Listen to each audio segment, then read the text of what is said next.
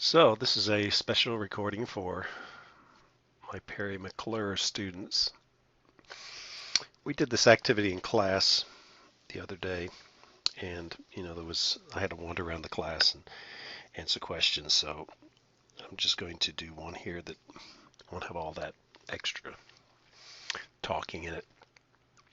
So this won't be an hour and 15 minutes long, but I'll just ask that you stop every once in a while to make sure everybody is on the same page as far as um,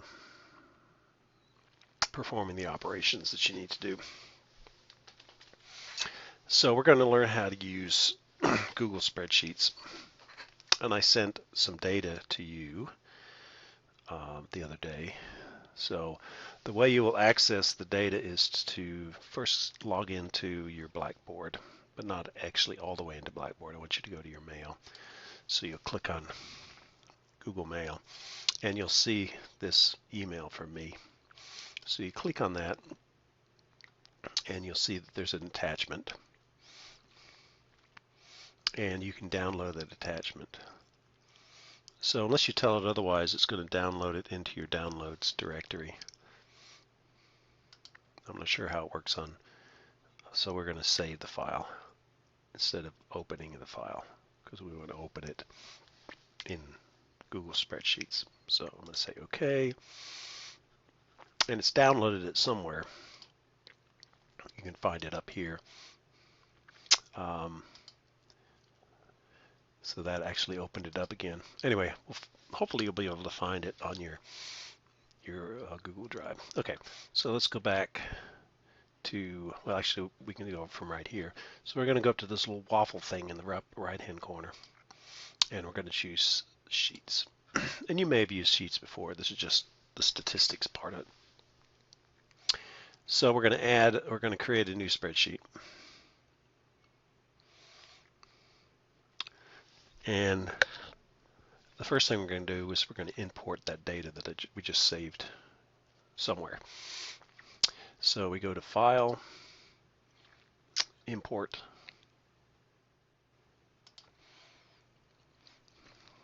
and we need to upload it. So what this is these are the files that are in your Google account online. So we have to upload the data that I sent to you, which you've put on your laptop.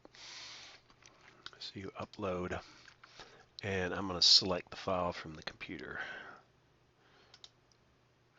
And this is my downloads directory.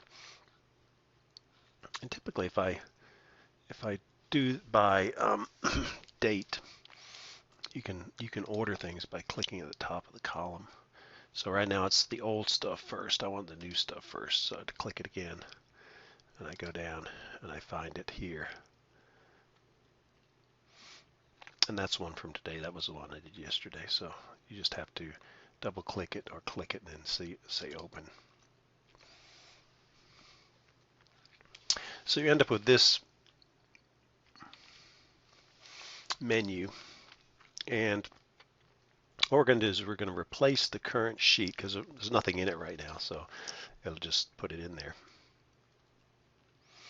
We're going to let it automatically detect how the numbers are separated, and we don't have any. Let's just convert text to numbers and dates. I don't think we have to do that. So we push import. And so this is the data. If you scroll all the way down to the bottom of the data, it's about 432 data points. And we've got the column headings. So we can't read this that well. So the way you can make the width of the columns larger is to move your cursor up between the columns till you get that double arrow, and then you just double click. Well, actually that didn't. Oh yeah, there we go. Yeah, we can do the same thing again, and we just don't want it to go off screen. So we could do that to see the entire column. Those are kind of wide, so I'm going to just put them back to where they were, so you can actually just drag them and decrease the column width.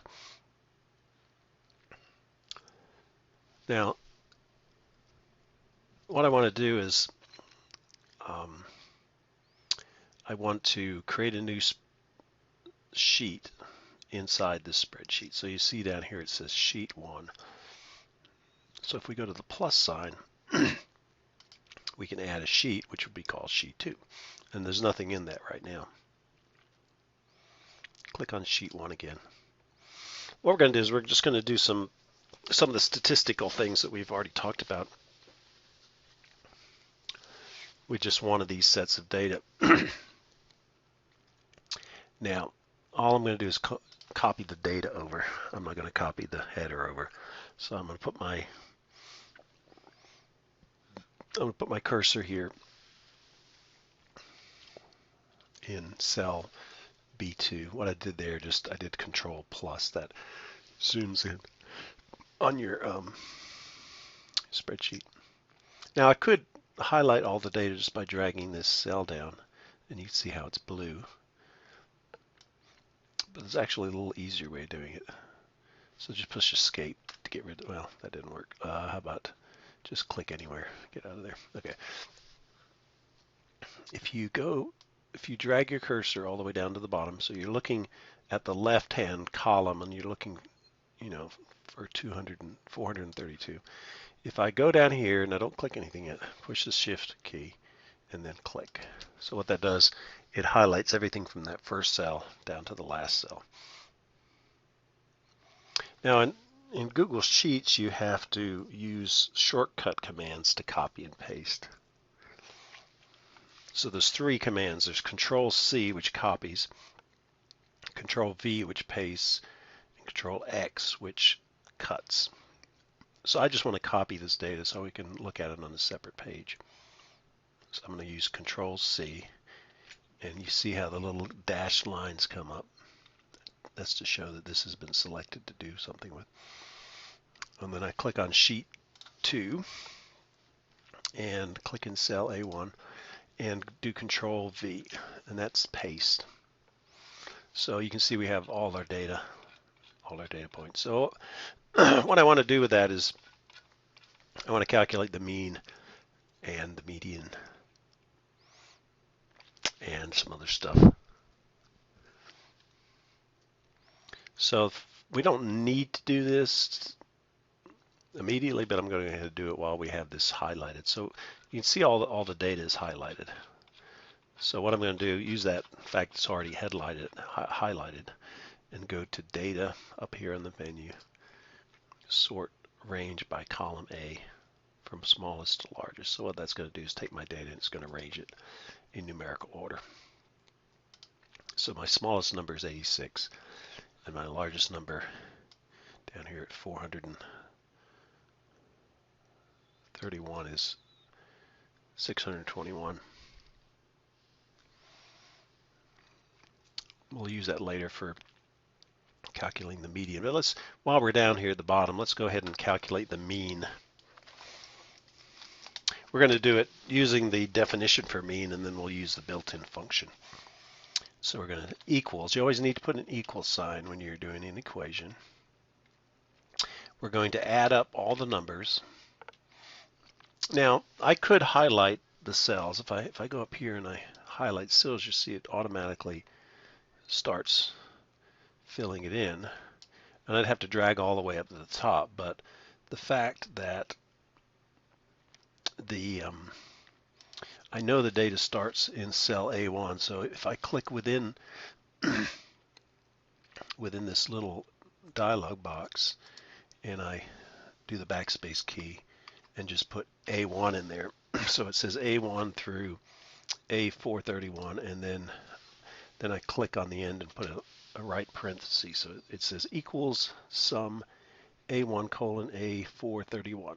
So what that's going to do is going to add up all the numbers, and I'm going to divide by the total number of data points, which is 431, and you see that's the mean right there that shows up.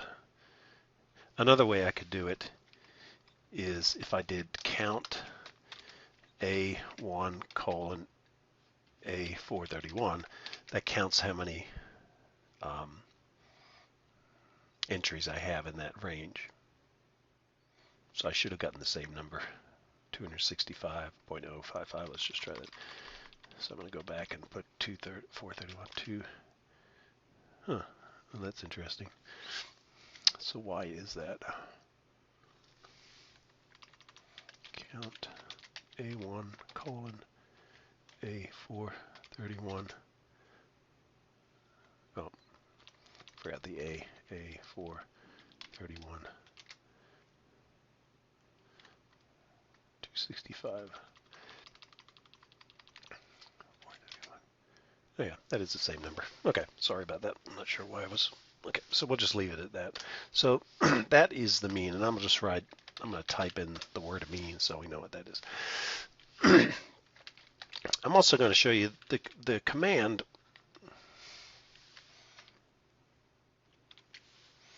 So the command for mean is average. That's another word, average. Then you put the left parenthesis A1 colon A431, and I should get exactly the same number. So that's what the built-in function is doing. It's just calculating. So you specify the data range. And you can't just go to say, oh, I always put in A1 through A431. It depends on how many columns or how many rows of data I have in a column. Okay, so that's the mean. Either just calculating it from the definition or using the built-in function. Okay, next I'm going to do the median. So we're going to scroll all the way to the top. And in column B, I'm going to put 1, 2. Now, I could use these numbers over here, which works out fine because I start in the first row. But if I had this data in something other than the first row, I found it helpful to just list which number it is. This is the first number, the second number, third number, fourth number, etc. Now I have 431 numbers. I don't want to have to type all that in. So what you do is you go to the first cell, drag it down, so it highlights the two cells with this little box in the corner. And what it does is it says, oh, you're wanting to continue this same sequence, which is just adding 1 to the next number. So I go and I grab the corner and then I drag it down. In this case, I am going to drag it all the way down. So you just pull it off the screen. Keep an eye on the numbers on the left-hand side. And when you get close to 400, slow down. So that means moving closer to the spreadsheet. Okay, so I'm moving closer to the spreadsheet. Then I went too far, so we go the other way. Oh, sorry. Yeah, that's one reason you don't want to overdo it. So I'm talking and doing something at the same time. So it's 400. So 350, I'll slow it down. There we go. Okay. To make sure I don't do it again. Okay. So you get 431. So those are the numbers. Now let's open up my smart notebook just to do a calculation on the side here.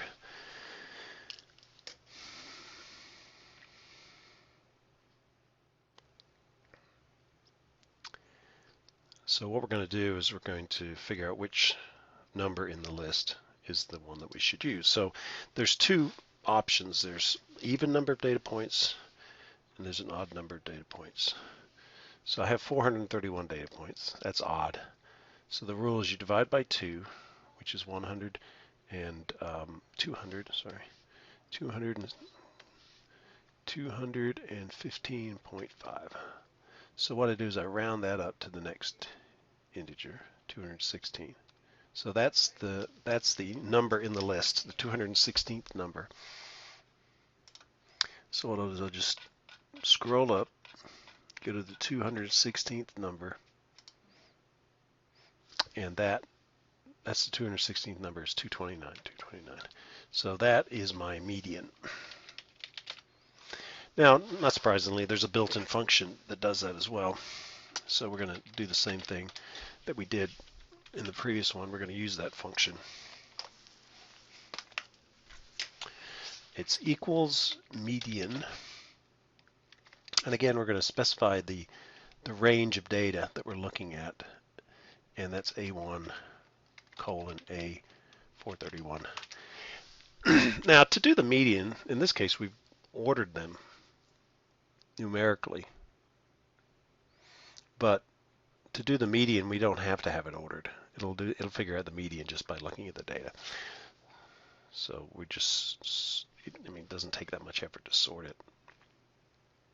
But let's say you had data like in previous sheet that had things that were not in, they were in date order, but not numerical order. And actually, I think we'll go back and do that just to show you. So we push enter, should get 229, so the same answer. Now, if there were an even number of data points, then say it was 430 data points, you would divide by 2, which would be 215, and you would take the 215th and the 216th value, and you would average those numbers together. So that's what happens there. So let's just go back to sheet 1, and we're going to go all the way to the bottom. Oh, we're already there. Okay, so we're at the bottom of the data. And if I put it in equals average, and we're from A2, because that's where the data starts, to A431, and I push enter, and for some reason it thinks it's a date. So let's change that. So if you go to format, number, pick number, see what it does. It's still thinking it's date. Okay, I didn't expect that, but we'll fix it. So we're going to change this back.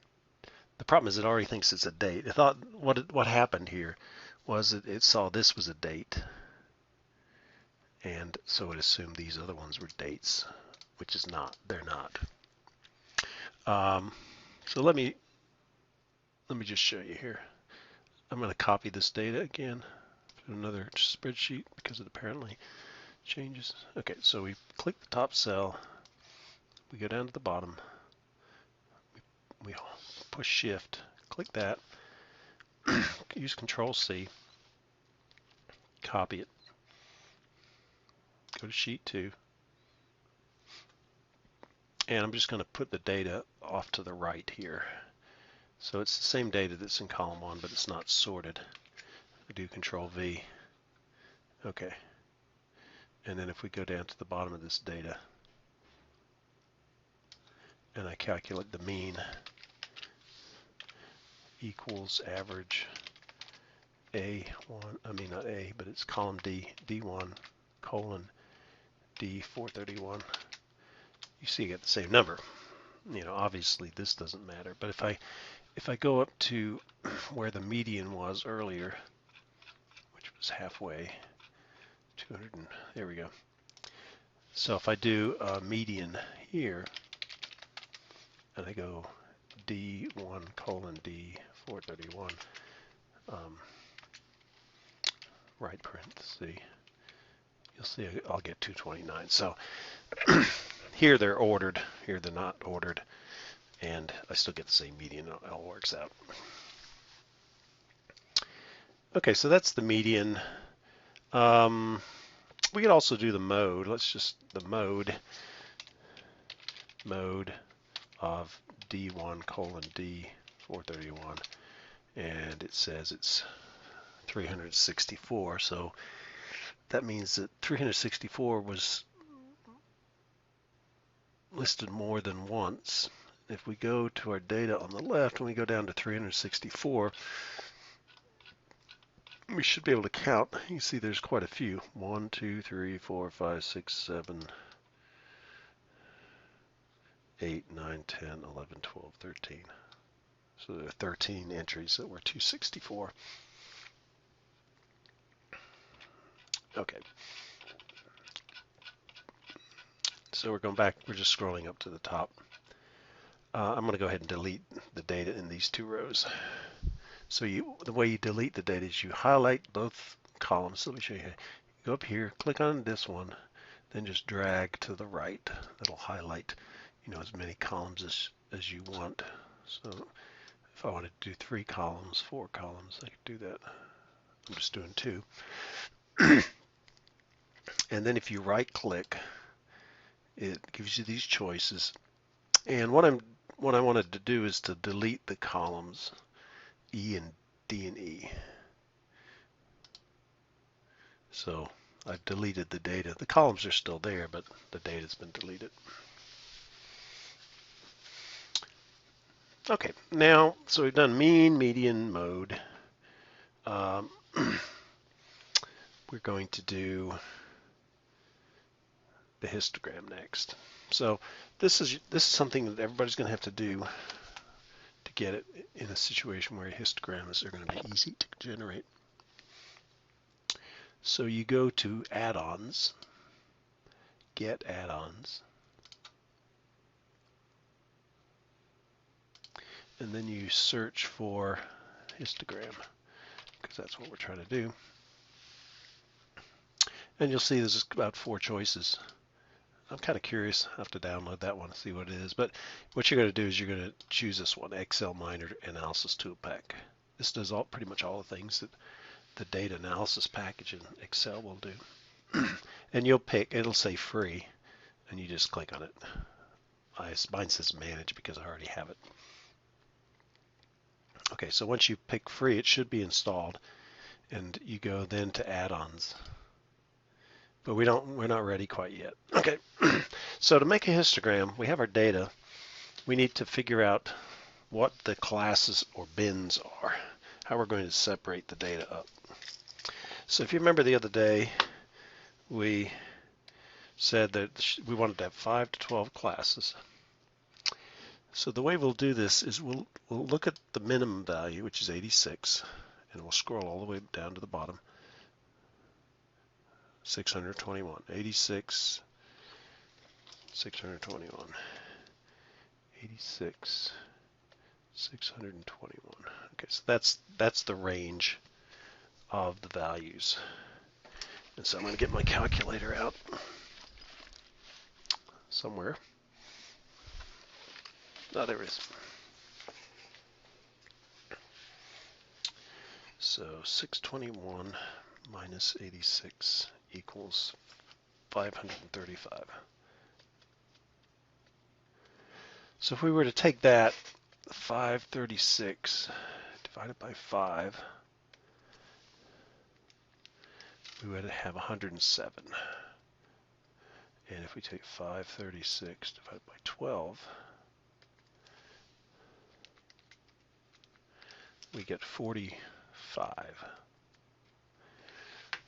So what we're going to do is we want to pick the width of the class somewhere between 107 and 45. So 100 could be a choice. We could do 75 maybe. We could do 50. So these are the width of classes that will give us some between 5 and 12 classes. Well, 50 looks like a good choice to me. It's going to give me more classes. The ones down here, the smaller this number is, the more classes there are. And 100 would only give me 5 classes, 5 or 6 classes. And I have a lot of data. I have 431 data points, so that should be okay. So the classes we're going to have, think about, so we have 86. So it makes sense to do from 50 to, and I'm going to do these as inequalities just to show you exactly what it is. So we're going to be greater than 50, less than or equal to 100. Greater than 100, less than or equal to 150. 150, greater than 150, less than or equal to 200.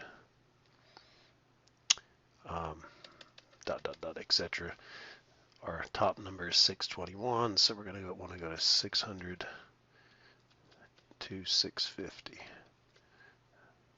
So notice I have the equality on this side, the inequality. That way there's no overlap. If I drew this on a number line and I had the first bit, this would be 50, this would be 100, this would be 150.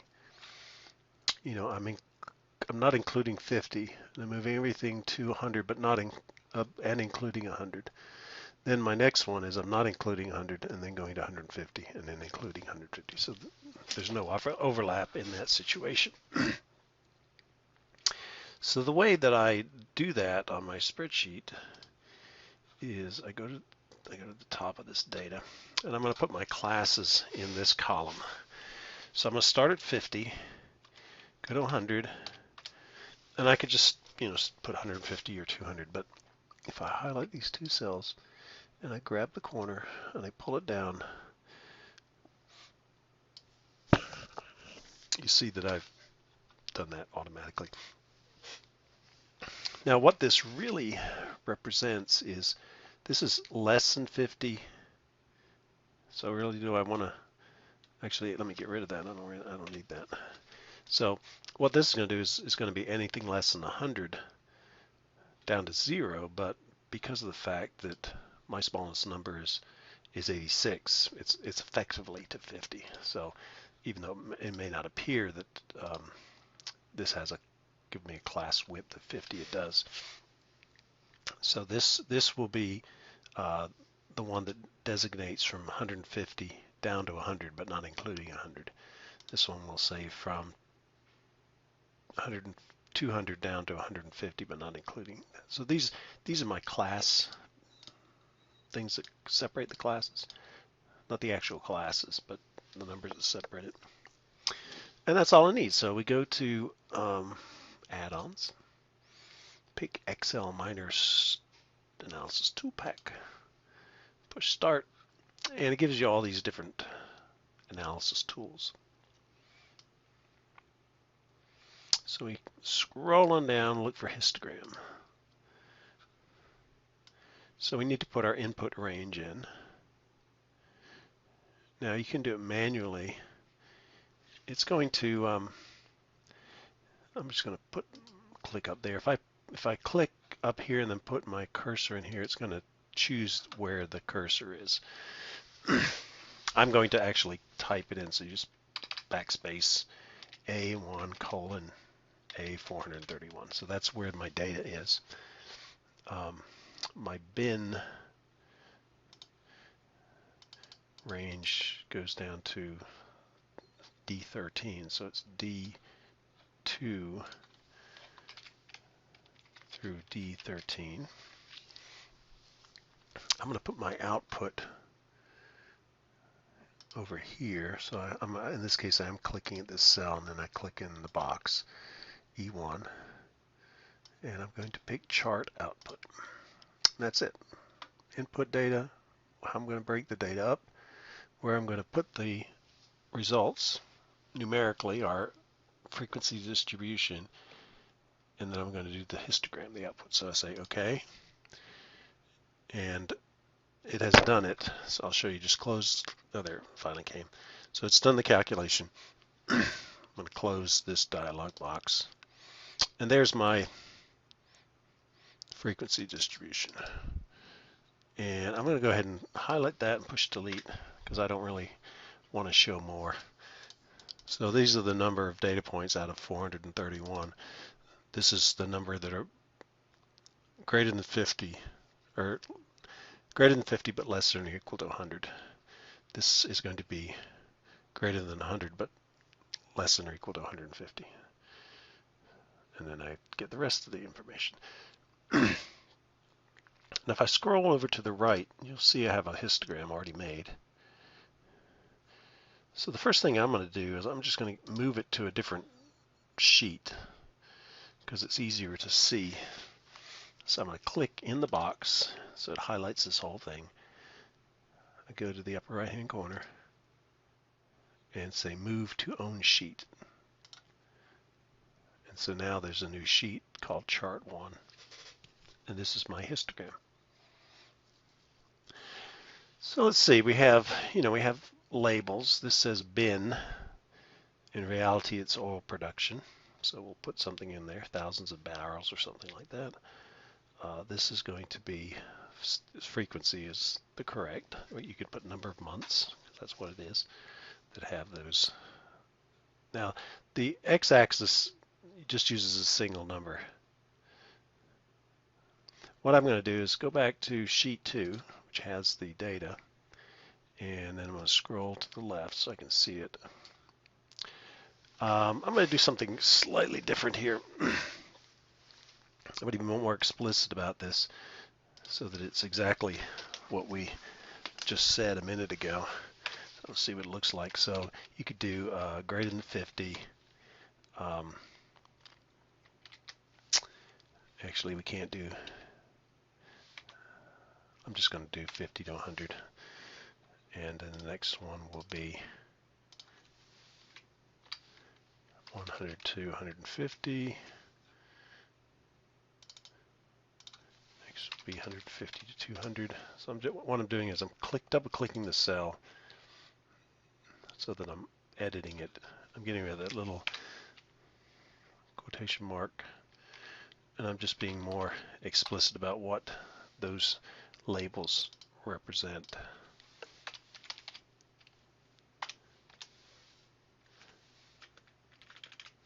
So however you want to get around these cells.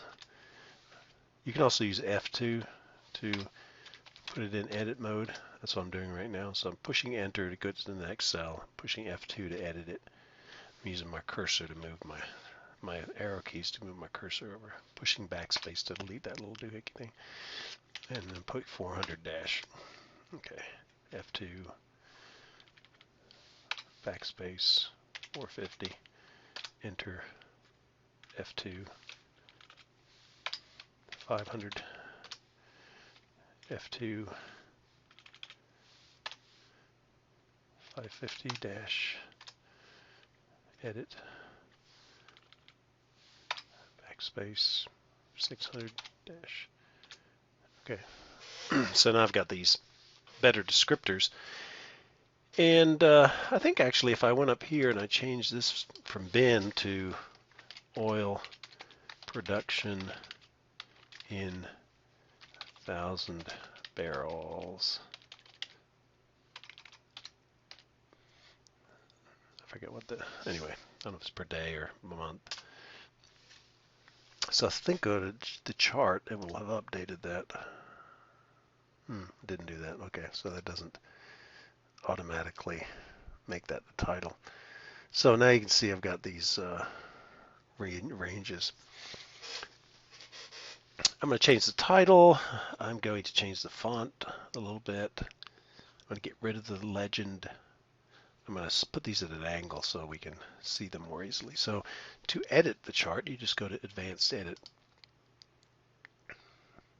And you can see the graph over here. And the changes we make are going to be automatically updated. So I've zoomed out so I can make these changes. So if I want to change the title, I'd say oil production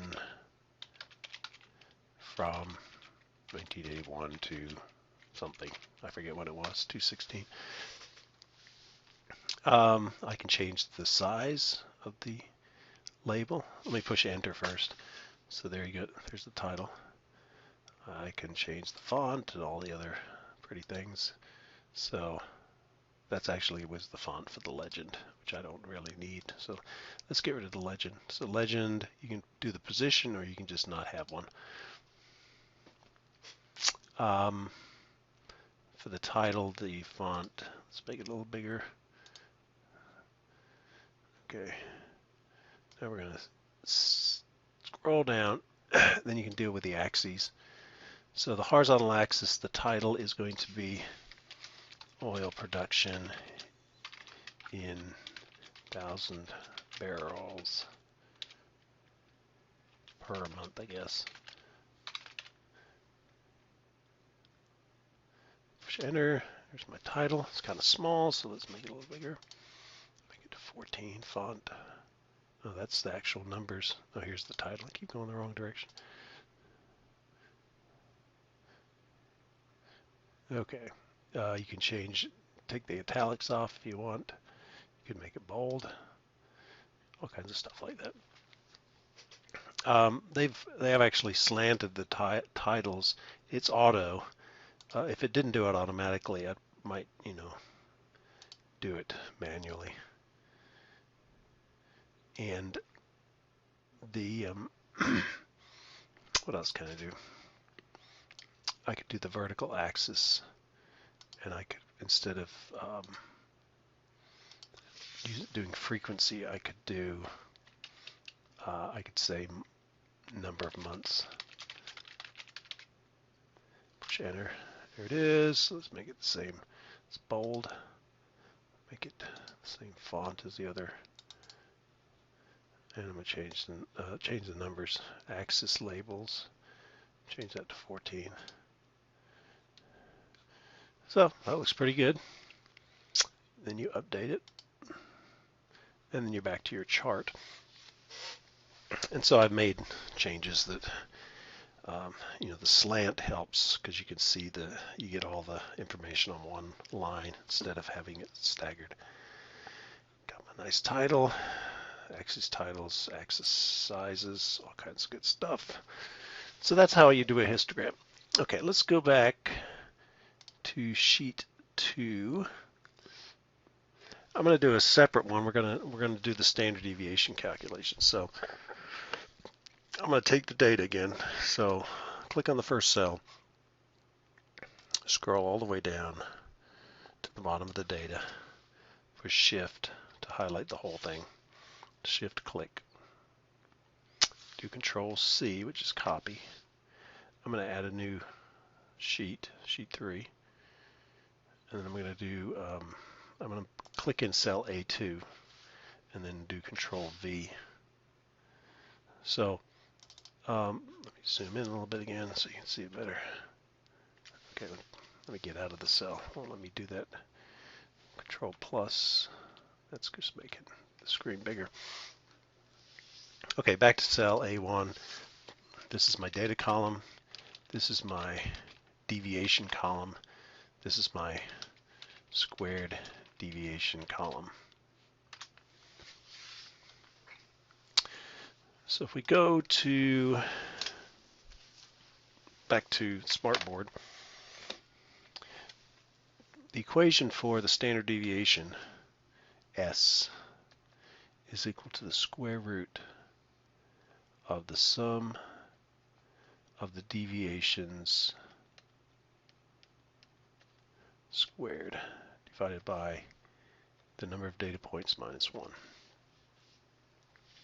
where x bar is the average or mean.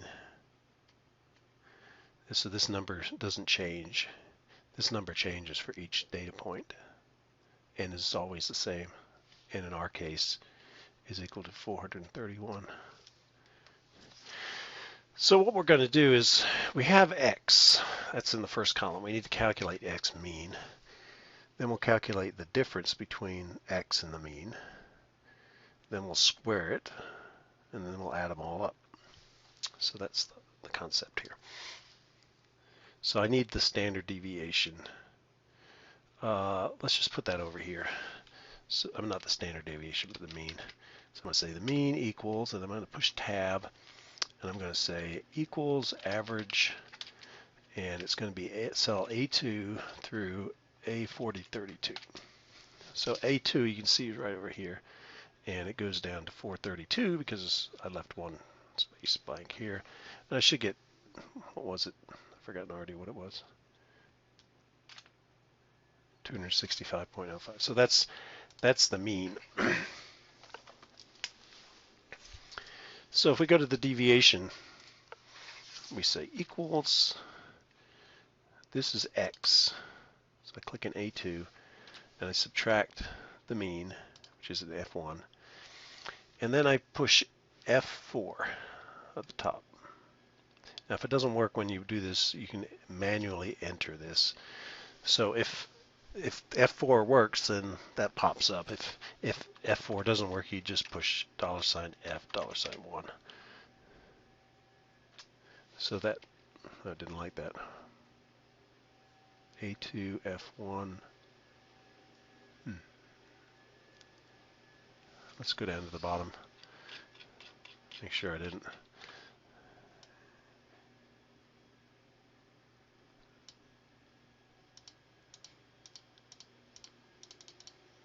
Yeah, well, it looks right.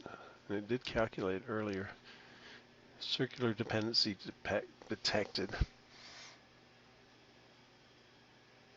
Let me just undo here. What's going on? Okay, so that's the average of those two. So if I do A2 minus that, put the $sign, push enter, still getting that. What is a circular dependency? Usually that means that you're using something somewhere that you shouldn't be using it. So let me click on my thing again. A2 minus F1. So I don't really see why it's doing that. It didn't happen the other day. Oh, it's average. Is that what it did over here? Or just subtracted it? Oh, I saw what I did wrong. A432. Okay, that was the problem. So when I entered this, I didn't put A432, I just put 432. Okay, so that's the deviation. If you take this number and you subtract that number, you'll get negative 179. So the deviation squared is all you do is you take the deviation, B2, and you square it. So you do a little hat with a square. Push that. So it's going to be a large number, and it's also positive. Now what we do is we're going to copy both of these cells. So we click on B2 and we drag it, let go. You'll see the little square, and we're going to drag that all the way down to the bottom. So again, keep an eye out on the left hand column and look for around 350, and then we'll bring up our cursor closer to the interior. And that way we can do this last part more slowly so we don't overshoot it. Okay, then bring that back up. So these are the deviations. This number is that minus the mean. You can see these are different by 3 because those are different by 3. And then this number squared is that number. So go back to this. So what we've done so far is this. We've done this part. We've taken the deviation, we've squared them. Now we need to add them together. So the adding function is just sum. And we're adding column C, so it's C2 colon C432, 32. And so those are the sums of the deviations. Sums of deviations squared.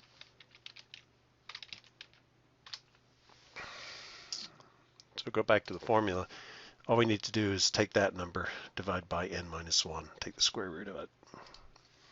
So to do that, you say equals sqrt, which is the square root function, left parenthesis, click in cell C434, do the slash, left parenthesis, 431, minus 1, 2 right parentheses.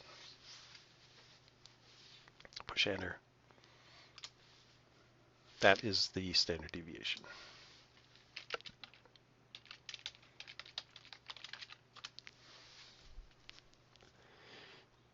Now, of course, there's a built-in function that does all that, and we don't have to, we don't do any calculations. We just say stdev, left parenthesis, a2 colon a432, right parenthesis.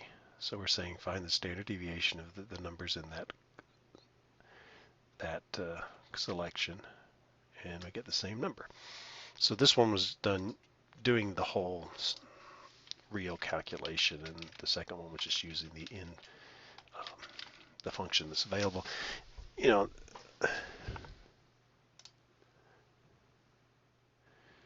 Okay, not sure what happened there. So let me go back in again. Sign me out. So, okay, back in again. So we'll go to sheet 3. Luckily everything's saved. So again, if we go down to the bottom,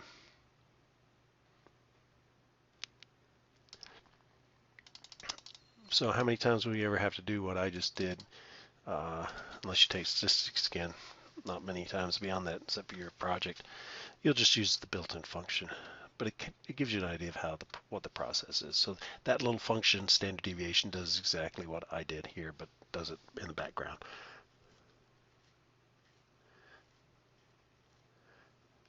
Okay. Got two more things to do. We're going to add another spreadsheet. I'm going to take the data. So we're going to click on cell A432. We're going to scroll all the way up to the top, push Shift, then click on cell A2. So that's highlighting the data from the other direction. We're going to do Control C, go to sheet 4. I'm going to click in cell A2 again, Control V. So there's my data. Now, I'm just going to, from our previous page, let's just write down what the values are. So let me get my cursor. Okay, so looking at the previous page where we had standard deviation and mean. So the mean's 265,055. 265,055. Standard deviation.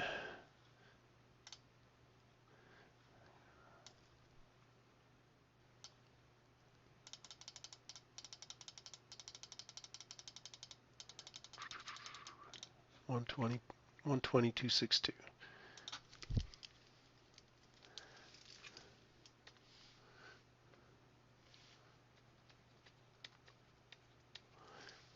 Okay, so let's then move those to the spreadsheet for sheet 4. So the mean is equal to 265,055. 265.055. Okay, standard deviation equals 120.262. 120.262. Okay, so those are the mean and standard deviations. Now, actually, I don't think we need the mean for this. This is called a z-score, which we haven't talked about in class yet. So you might want to come back to this video after we've discussed it. So just find out what page it is on and come back to it. So the z-score is just equal to the data value. Actually, we do need the mean for this, so let's go. Need a left parenthesis equals left parenthesis. We're going to take the data value, subtract the mean. We're going to push F4 to get those dollar signs in there, divided by the standard deviation. Oh, didn't like that. Let's go in here and edit. So if we do slash $E $2, so that's this cell right here. That's the standard deviation. And you can see the z-score is negative 1.48887. So what the z-score is it's telling us how many standard deviations below or above the mean the actual data value is. So this is 1.48 standard deviations lower than the mean value.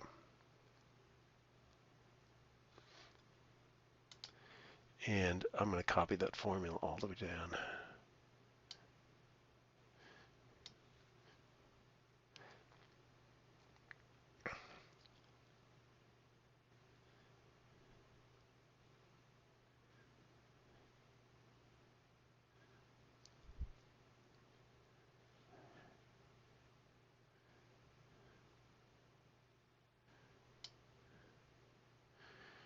So here we've got 2.95. And so you can see the z-scores start negative, and then because I've got these ranked numerically, you start with the most negative and end up with the most positive, and these are measures of how close the values are to the mean in terms of standard deviations. So that's the z-score.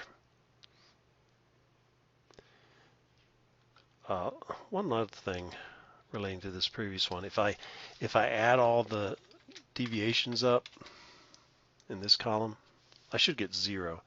So if you go B2 through B432, you get not exactly 0, but essentially 0. The sum of the deviations equals 0, whereas the sum of the squares of the deviations is a big number. So if you add all the z-scores together, I'm not sure if you get 0 or not. Let's go down to the bottom, see what happens.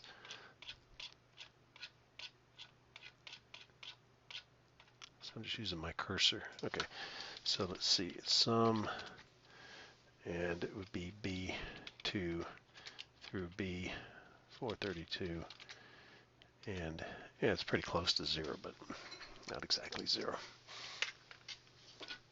Okay, the last thing we're going to do is we're going to paste this data in a new spreadsheet. And I think it's already saved, so I'm going to try Control V. Yeah, so it was already in my clipboard. So the last thing is to do the descriptive statistics. So I go to Add-ons, Excel Minor Tool Pack, Start. I go down and I look for descriptive statistics. So all you have to do is you have to put the input. So I'm going to manually input A1, back up here, A1 colon A431. Actually, since it was highlighted, it put it exactly there. So I'm going to push enter. Actually, we go to the next one. Output range, I'm going to put it right here.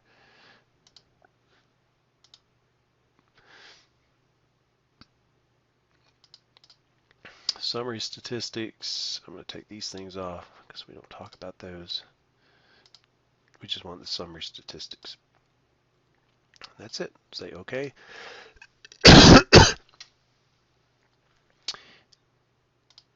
And there it is. So this basically does all the calculations that we've done earlier. Excuse me for a second.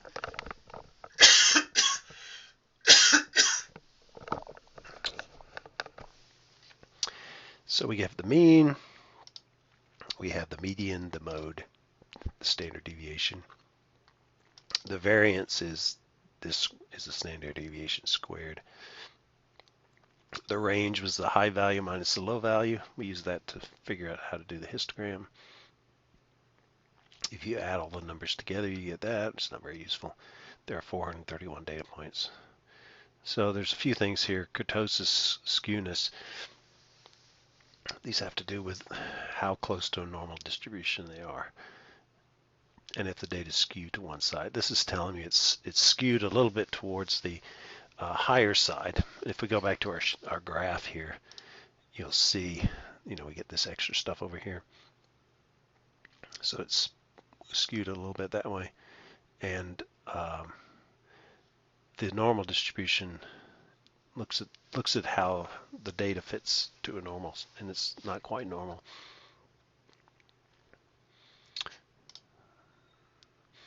So that saves a lot of time. We just highlight the data, choose descriptive statistics, gives pretty much everything we need. Okay, now the last thing I want to do for you to do is to send this to me, so I know that you've actually completed this in class. What you'll do is you go, let me zoom out a little bit so I can get all the menus visible. You go to File. Actually, we have to still zoom out a little bit more. So you have emails and attachment. And I just realized one thing I forgot to tell you. You can change the title of the spreadsheet. So I want you to put in here, in class, exercise, and put your name, not my name. I know what my name is. Oh, I thought I did. Okay, so that's the name of the file now. Okay, so go to File, Emails and Attachment, pick Excel, put my email address in, which is snicholson@dslcc.edu. It'll say in-class exercise, your name. You don't need to put a message, and you could send a copy to yourself if you wanted to see it, and then you push send.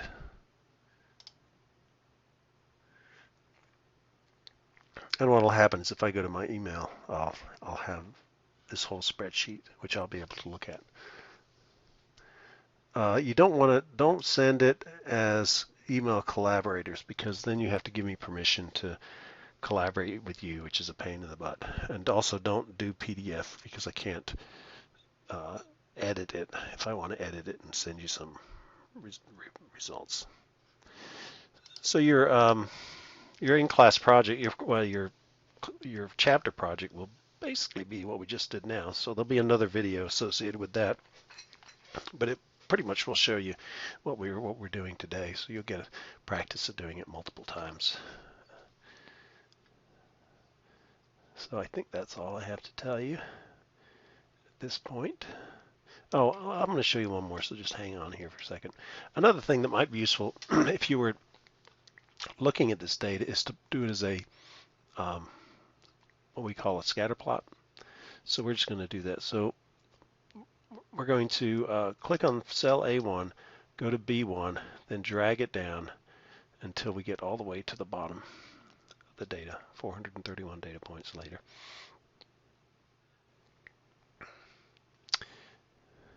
Because histograms and time plots are two of the most useful tools.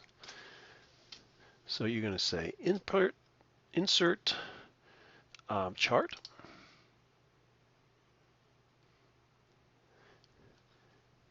And so that's what it looks like. They recommended we use this kind of chart, which looks actually pretty decent. You could click there, you could get one that has colored in, you could do a histogram.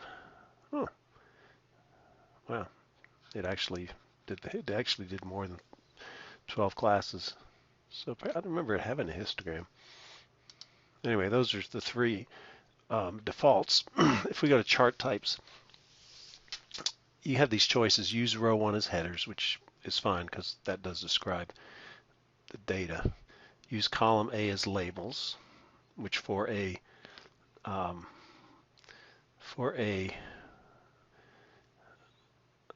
bar plot makes sense. For our case, I'm not going to use them as labels. I'm just going to use them as numbers, and we'll see what happens. It shouldn't change anything.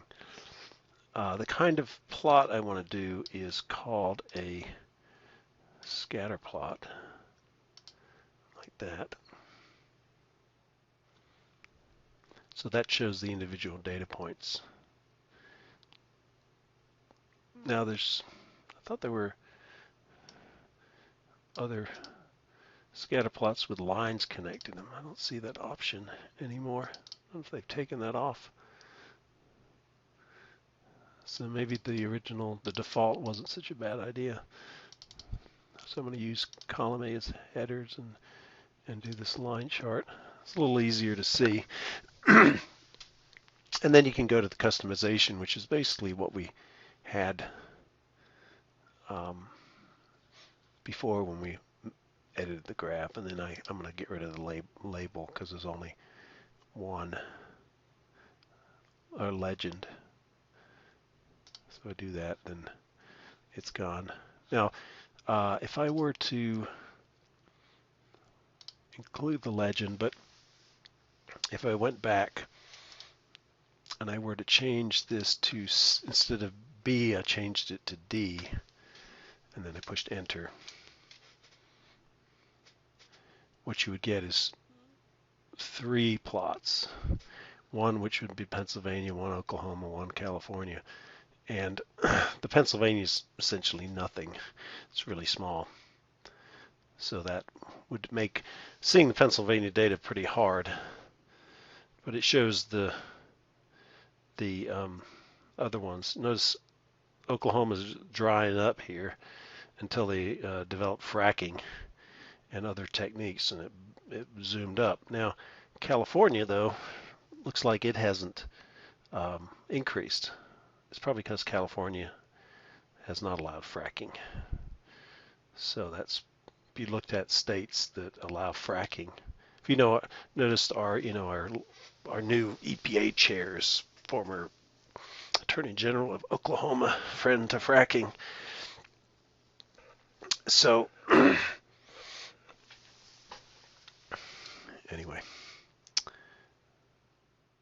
if I'll change this back to A again, or B, and it's just going to be Pennsylvania,